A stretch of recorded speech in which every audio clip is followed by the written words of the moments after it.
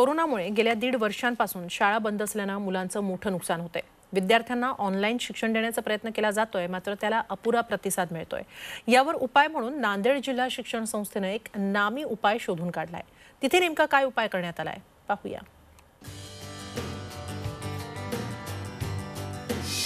शिक्षणासाठी आईबाबांची शाळा, आईबाबांनाही ऑनलाईन धडे, मुलांसाठी पालक बनले विद्यार्थी।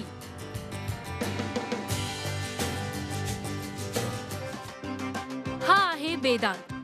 दुसऱ्या इयत्तेत शिकणाऱ्या वेदांतला त्याची आईच शिक्षणाचे धडे देतीये, तेही ऑनलाईन। आईबाबांची शाळा या उपक्रमामुळे हे शक्य झालंय। कोरोनामुळे 1.5 वर्षांपासून शाळा बंद आहेत। ऑनलाईन शिक्षण घेताना विद्यार्थ्यांसमोर अनेक अडचणी येत आहेत। त्यामुळे नांदेडच्या जिल्हा शिक्षण आणि प्रशिक्षण संस्थेनं पालकांनाच प्रशिक्षित करण्याचा निर्णय घेतला। त्यांनी 16 तालुक्यातील 10 पालकांची निवड केली आणि त्यांना ऑनलाईन शिक्षणाचे धडे दिले। आता हे पालकच आपल्या मुलांचे शिक्षक झाले। जेव्हा आईबाबाची शाळा या ग्रुपवर लिंक येते तेव्हा आम्ही दोघे पण पालक बसतो त्याच्यासोबत। तिकडून प्रशिक्षण छान भेटते, सर मार्गदर्शन देतात। त्याच्यामुळे वेदांतला अभ्यासाला सोय झाली। लॉकडाऊन असल्यामुळे शाळा वगैरे पहिली पण त्यानं गेला नाही। आता घरी असल्यामुळे शाळेसारखा अनुभव घरी पण येतो। 15 जून पासून जिल्ह्यात हा उपक्रम सुरू करण्यात आला। जिल्हा शिक्षण आणि प्रशिक्षण संस्थेचे तज्ज्ञ शिक्षक दररोज पालकांचा ऑनलाईन क्लास घेतात। त्यानंतर हेच पालक अगदी सोप्या पद्धतीनं दीक्षा ॲपवरून मुलांना शिकवतात। या उपक्रमामुळे मुलांच्या शिक्षणाचा मोठा प्रश्न मार्गी लागलाय। हा उपक्रम जो आहे हा म्हणजे पायलटिंग स्टडी होता, हा पहिल्या स्तरामध्ये। आता पुढच्या टप्प्यामध्ये आम्ही हा उपक्रम जिल्ह्यामध्ये सार्वत्रिक करणार आहोत। इयत्ता 1ली, 2री आणि 3रीचे जे पालक आहेत, या पालकांचा मुलांच्या शिक्षणामध्ये सहभाग घेणार आहोत। खरं तर प्रत्येक पालक हा आपल्या मुलांसाठी शिक्षकच असतो। नेमकी हीच बाब हेरून नांदेडच्या शिक्षण संस्थेनं त्यांच्यातील गुरु समोर आणलाय। आता हा उपक्रम संपूर्ण राज्यात राबवल्यास त्याचा सर्व विद्यार्थ्यांना नक्कीच फायदा होईल। सतीश मोहितेसह ब्युरो रिपोर्ट, झी24 तास, नांदेड। ऑनलाईन परीक्षेतही कॉपी कशी करायची याचे धडे द्यायला काही मुन्नाभाईंनी सुरुवात केली होती, पण शिक्षक आणि शिक्षण व्यवस्था या कॉपीच्या प्रकारांनाही पुरून उरली आहे। त्यामुळे कॉपी करणारे तर पकडले जातीलच, पण आता या मुन्नाभाईंवर पण कारवाई होणार आहे।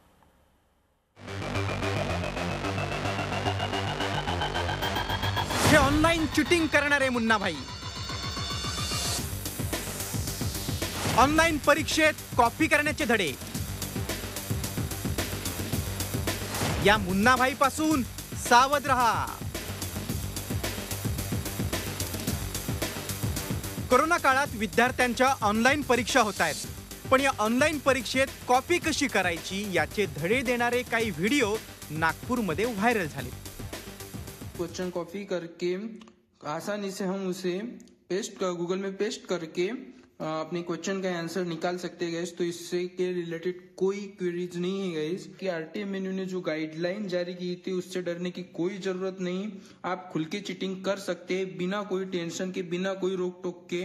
क्राईम ब्रांचचे सिनियर PI हे त्या प्रकरणाची पूर्णपणे चौकशी करत आहे आणि त्यांनी आम्हाला लवकरात लवकर त्या व्हिडिओचे जे टाकणारा जो विद्यार्थी असेल किंवा जो कोणी असेल त्याच्यावर ते लवकरात लवकर कारवाई करतील अशी मला अपेक्षा सुद्धा आहे। या मुन्नाभाईंचे सल्ले घेऊन कॉपी केली तर ते महागात पडेल असा इशारा विद्यापीठाने दिलाय। तसंच या व्हिडिओ प्रकरणी तक्रारही दाखल करण्यात आली आहे। ये यूनिवर्सिटी का जो भी सिस्टम है उसको हम कैसे ब्रिज कर सकते, हम कैसे कॉपी कर सकते, चीटिंग कर सकते, असा एक व्हिडिओ अपलोड केलेला आहे अशी तक्रार प्राप्त झालेली आहे। त्या व्हिडिओच्या क्रिएटर IP आणि बाकीच्या गोष्टींसाठी आम्ही संबंधित सोशल मीडिया प्लॅटफॉर्मला पत्रावर केलेला आहे आणि त्याच्याकडून ती माहिती आल्यानंतर योग्य ती ॲक्च्युअली कायदेशीर कारवाई सुरू झालेली आहे। ऑनलाईन परीक्षेदरम्यान परीक्षार्थींना कॅमेरा बंद ठेवणे, माईक म्यूट करणे, स्क्रीन बंद करणे, स्क्रीन समोरून उठून जाणे, कुणाशी बोलणे असे प्रकार करून कॉपी करण्याचा प्रयत्न केला तर या सगळ्या गोष्टीची परीक्षा विभागाकडे त्वरित ऑनलाईन नोंद होते आणि विद्यार्थ्यानं एका पेपरमध्ये 5 वेळेला असं कृत्य केलं तर ऑनलाईन सिस्टम त्याचे पेपर लॉक करते। त्यामुळे अभ्यास करा, परीक्षा द्या, मुन्नाबाई बनू नका. अमर काणे, झी24 तास, नागपूर. कोरोना महामारीमुळे समाजात मोठ्या प्रमाणात नैराश्य निर्माण झालंय. याच नैराश्यातून आत्महत्यांच्या प्रमाणात देखील मोठी वाढ झाली आहे. एकट्या कोल्हापूर जिल्ह्यातच तब्बल 1000 लोकांनी आत्महत्या केल्यात. कोल्हापुरात का वाढल्यात आत्महत्या पाहूया. कोल्हापूरमध्ये आत्महत्यांचा पूर. 1.5 वर्षात तब्बल 1006 आत्महत्या. कोल्हापुरात का वाढल्या आत्महत्या? कोरोनानं सगळं आयुष्यच विस्कटून गेलंय. महामारीमुळे जीवाभावाची माणसं गमवावी लागली. उद्योग व्यवसाय बंद पडले, नोकऱ्या गेल्या, बेकारी आली.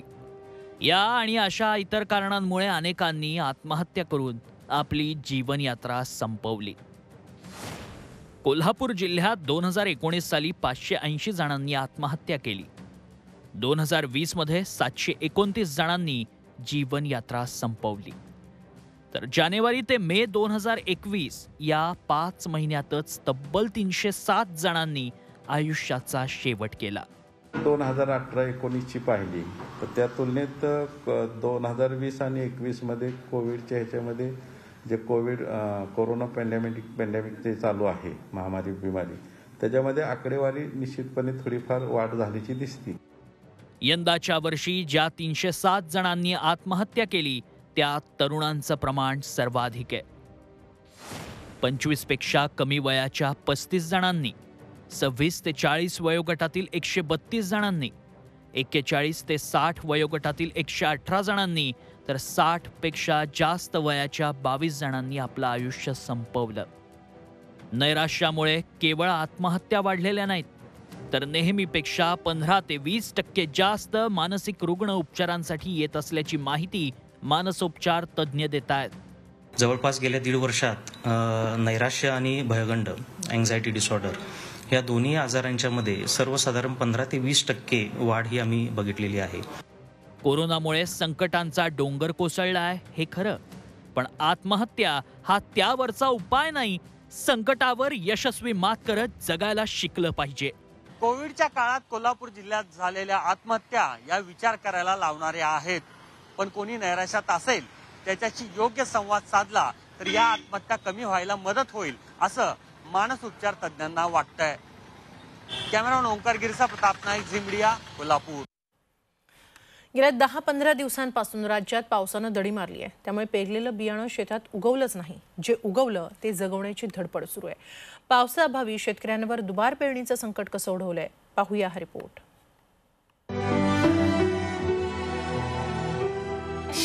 पाऊस रुसला. 8 जुलै नंतरच बरसणार.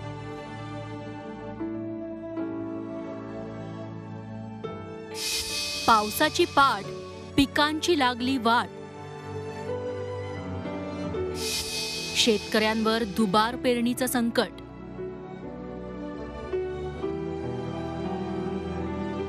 अमरावतीच्या पिंपळखुटा गावातले हे शेतकरी. हजारो रुपये खर्च करून त्यांनी शेतात बियाणं पेरलं. पण 8 दिवसांपासून पावसानं दडी मारली. उगवलेली पिकं कोमेजून जायची वेळ आलीय.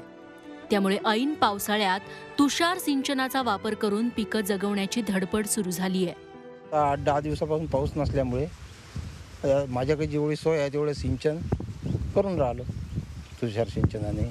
पेरणी केल्यानंतर पाऊस अचानक गायब झाला आणि आता सिंचनाची व्यवस्था माझ्याकडे नसल्यामुळे दुबार पेरणीची वेळ माझ्यावर येत आहे. केवळ अमरावतीच नाही तर राज्यभरातील अनेक शेतकऱ्यांवर दुबार पेरणीचं संकट ओढावलंय. त्यात आता आणखी आठवडाभर पुरेसा पाऊस पडणार नसल्याचं हवामान खात्यानं सांगितलंय. त्यामुळे संकट अधिकच गडद झालंय. जुलैमध्ये आपण बघाल तर पहिल्या आठवड्यात 8 तारखेपर्यंत पावसाचं प्रमाणच कमी आहे मध्य महाराष्ट्र आणि मराठवाड्याच्या काही भागामध्ये. जुलैचा पहिला आठवडा कोरडा जाणार असला तरी दुसऱ्या आठवड्यापासून पाऊस वाढेल असं हवामान खातं सांगतंय. पण तोपर्यंत शेतकऱ्यांना पिकं कशी जगवायची? निदान जुलैत तरी पाऊस बळीराजाला चिंब करणार का? अनिरुद्ध दवाळे आणि देवेंद्र कोल्हटकर सह ब्युरो रिपोर्ट, झी 24 तास. जेम्स श्वानाच्या निधनानंतर मनसे प्रमुख राज ठाकरे यांना अनावर झालेला शोक आपण सगळ्यांनी पाहिला. सांगलीतल्या एका शेतकऱ्यावरही अशीच शोकाकुल परिस्थिती ओढवली, कारण त्याच्या जिगरी दोस्ताचं विक्रमवीर बैलाचं हार्ट अटॅकनं निधन झालं. गजाबैल आणि त्याच्या मालकाच्या दोस्तीची ही कहाणी.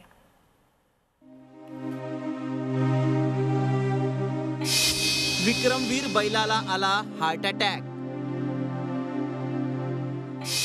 1 टन वजनाचा गजा बैल मेला. गजा आणि कृष्णाची 10 वर्षांची दोस्ती तुटली.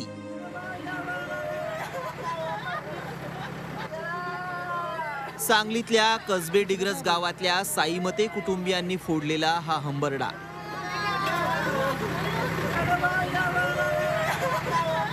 हा शोक आहे गजाच्या जाण्याचा.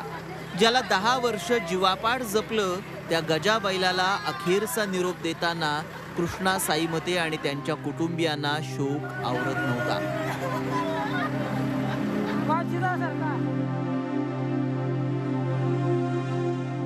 हा गजा साधा सुधा बैल नव्हता. 6 फूट उंची, 10 फूट लांबी, 1 टन वजन. देशातला सर्वात मोठा बैल असा विक्रम इंडिया बुक ऑफ रेकॉर्ड मध्ये गजाच्या नावानं नुकताच नोंद झाला. मात्र तो आनंद साजरा करण्याआधीच गजाला हार्ट अटॅक आला आणि हा देखणा राजबिंडा बैल कायमचा जग सोडून गेला. महाराष्ट्र कर्नाटकातल्या अनेक कृषी प्रदर्शनात गजा बैलाचा डंका वाजला. कृष्णा साईमते यांनी गजाची नेहमीच चांगली बडदास्त ठेवली. त्याच्या खाण्यापिण्यात कमी केली नाही. गोठ्यात गजासाठी खास फॅनही बसवला होता.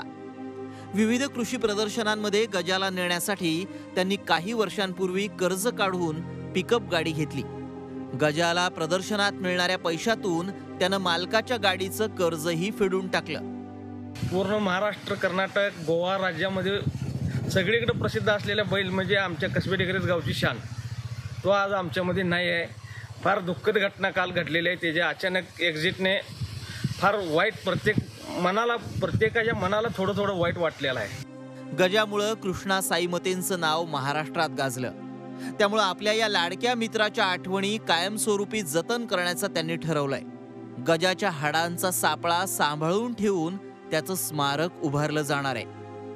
तो आत्ता जर आपल्यात नसला तरी पण त्याचं जे सातारला आपण ते शिरवळमध्ये पाठवून त्याची ते हाडाचा सापळा करून त्याचा स्टॅच्यू उभा करणार आहे आपण येत्या काळात. तसं झालं तर गावातच आपली जागा करून त्या जागेला उभा करणार आहे, त्याची एक आठवण राहण्यासाठी. शेतकऱ्यासाठी बैल म्हणजे जीवकी प्राण. त्यात गजासारखा लाडका बैल असेल तर त्या दुःखाला पारावरच राहत नाही. महाराष्ट्रासहित अनेक राज्यात प्रसिद्ध असणाऱ्या गजू बैलाचं हार्ट अटॅकमुळे निधन झालं आहे. सर्वात मोठा आणि आकर्षक असणाऱ्या गजूच्या निधनामुळे या परिसरामध्ये शोककळा पसरली आहे. कॅमेरामॅन अर्जुनसोबत रवींद्र कांबळे, झी मीडिया, कसबे डिग्रस, सांगली. राज्यातील साखर कारखानदारी पुन्हा एकदा मोठ्या आर्थिक अडचणीत सापडण्याची शक्यता आहे. कारण आगामी साखर हंगामाच्या तोंडावर तब्बल 250 लाख मेट्रिक टन साखर बाजारपेठेत शिल्लक आहे. त्यामुळे अतिरिक्त साखरेचं करायचं काय, हाच प्रश्न कारखानदारांना सतावतोय.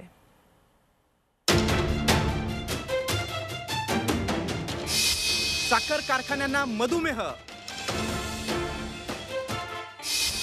यंदा 325 लाख मेट्रिक टन साखर तयार होणार. एवढ्या साखरेचं करायचं काय?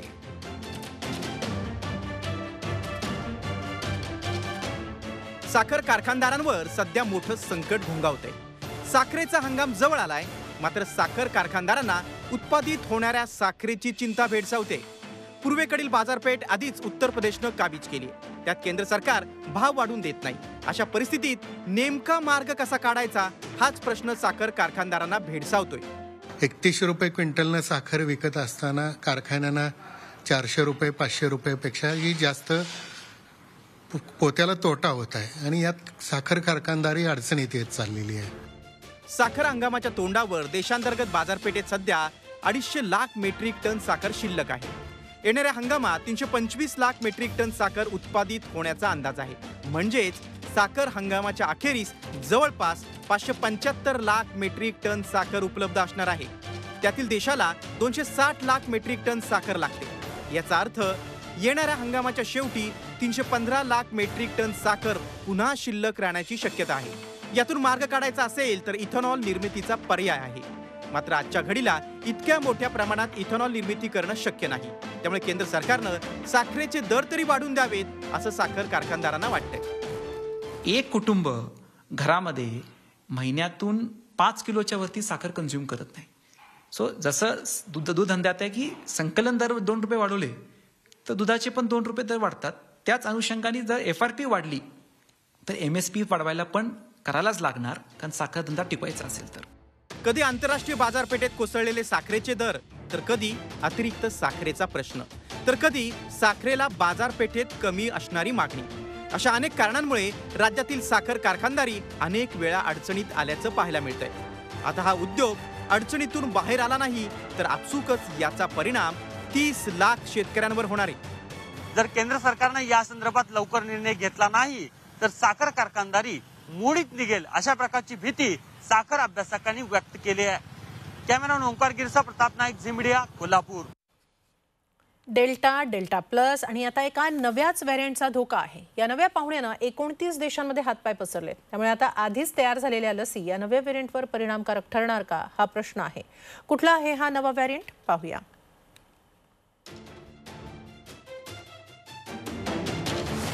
डेल्टा पाठोपाठ आता लॅम्बडाचा धोका.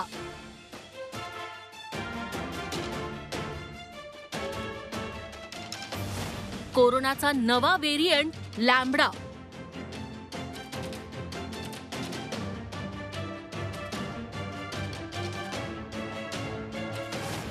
एकोणतीस देशांमध्ये पसरला लॅम्बडा.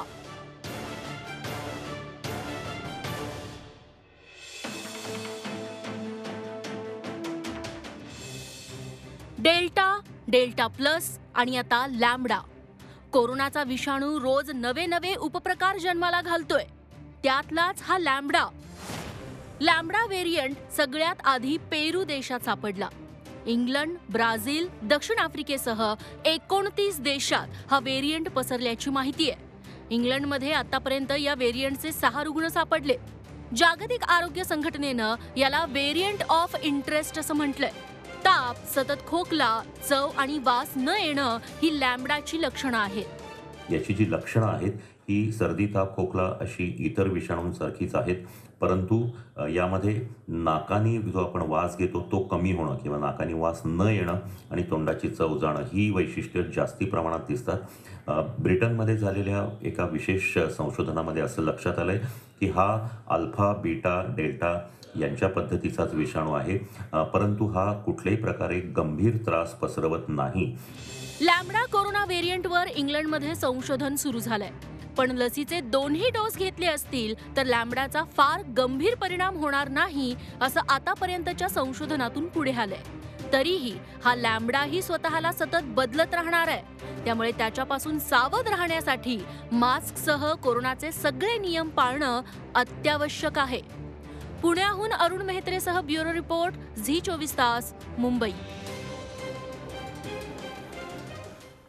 कोरोनाच्या तिसऱ्या लाटेचं संकट घोंगावत असतानाच आता लहान मुलांच्या जीवाला धोका असल्याची बाब समोर आली आहे. कोरोनानंतर लहान मुलांना MIS-C या आजाराचा धोका होऊ लागलाय. नाशिक जिल्ह्यात या आजारानं 10 बालकांचा मृत्यू झालाय.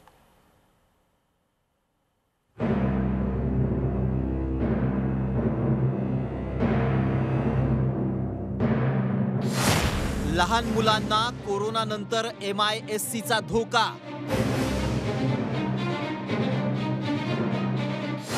कोरोना मुक्तीनंतरही 10 बालकांचा मृत्यू. पालकांनो, मुलांची काळजी घ्या.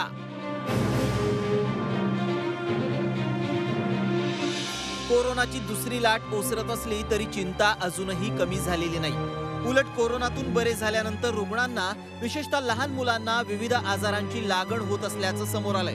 नाशिकमध्ये MIS-C म्हणजेच मल्टी ऑर्गन इन्फ्लेमेटरी सिंड्रोममुळे 10 बालकांचा मृत्यू झालाय. त्यामुळे पालकांची चिंता वाढली आहे. या आजाराची लक्षणं अत्यंत किरकोळ असतात. मुलांना ताप येणं, 4 ते 5 दिवस ताप न उतरणं, डोळे लाल होणं, अंगावर पुरळ येणं, उलटी, मळमळ होणं, सतत पोटात दुखणं ही या आजाराची लक्षणं आहेत.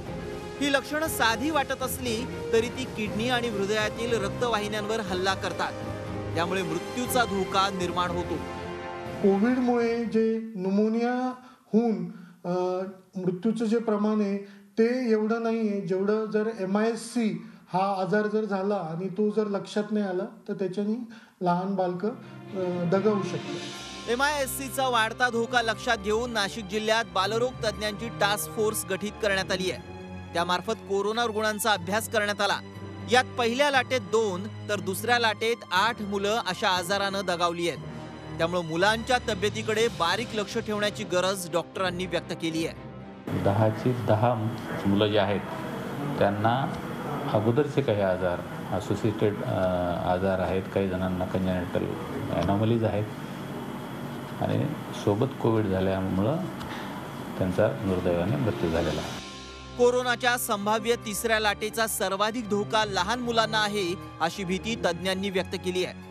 त्यामुळे पालकांनो वेळीच सावध व्हा आणि आपल्या मुलांची काळजी घ्या. योगेश खरे, झी24 तास, नाशिक. मराठ्यांची तळपती तलवार म्हणजे